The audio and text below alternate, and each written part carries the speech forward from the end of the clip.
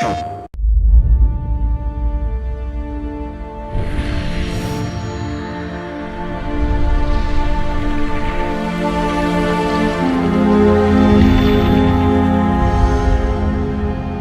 reason why we chose the year 1886 is because of everything that happened before, but also what's going to happen after. Life changed from the Industrial Revolution in 1848 all the way through really to the First World War. The Victorian era, the city itself, the booming Industrial Revolution, you're kind of on the cusp of the modern era. At the same time, you sort of have this like lingering sense of mysticism. We definitely drew from a lot of that stuff.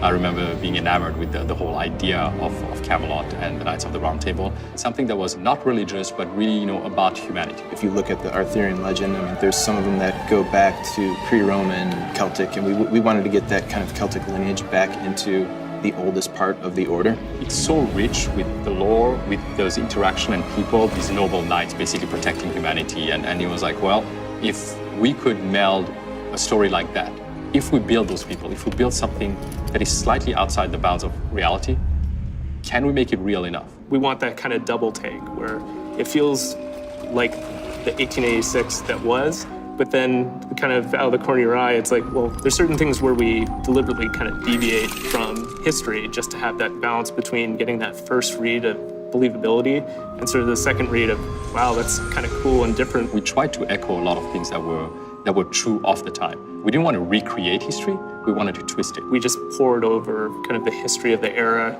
maps, the layout of London. Understanding the city, understanding really how it was laid out. We went to London with 20 people, location scouting and shooting extensive amounts of photos. If you hadn't been there, you have to go there to understand what life is like, what it feels like to walk in the streets, because a lot of it still exists. There's so much history. You can kind of see the layers of time and the layers of architecture built on top of each other, even at that time. We poured over period costumes and did photo shoots, not only capturing all the intricate details of the costumes, but also how people moved in them. A lot of European militaries at that time, they had these just a lot of craftsmanship, a lot of symbols and patches, and a lot of embroidery. The cording, the armored gorgets and bracers, like those are things we really spent a lot of time kind of pouring over reference, but then kind of inject all of our lore to kind of craft these specifically for these characters and for this order. When we started actually, melding this fiction and nonfiction, there was the need to make sure that we had some control over it. We early on had a lot of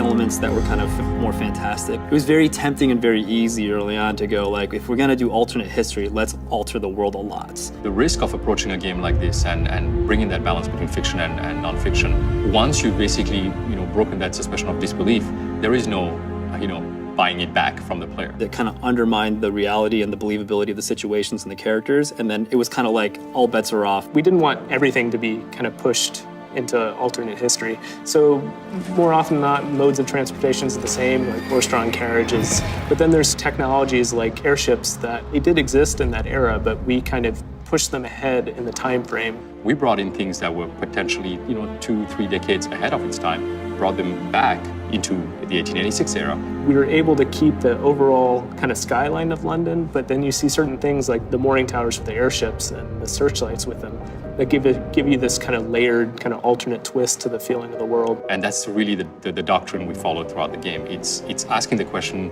of whether or not people today that live today could believe the fiction that we're adding into our history. That's something that sort of ties everything together to make it feel like an era that existed kind of out of place in time. What's so fascinating about history is that regardless of all the fiction we write, I don't think it's ever as mysterious as history has been.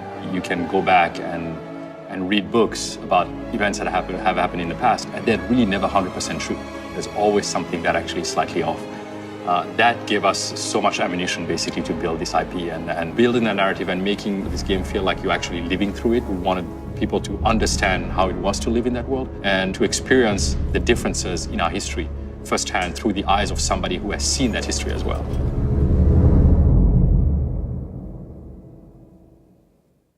PlayStation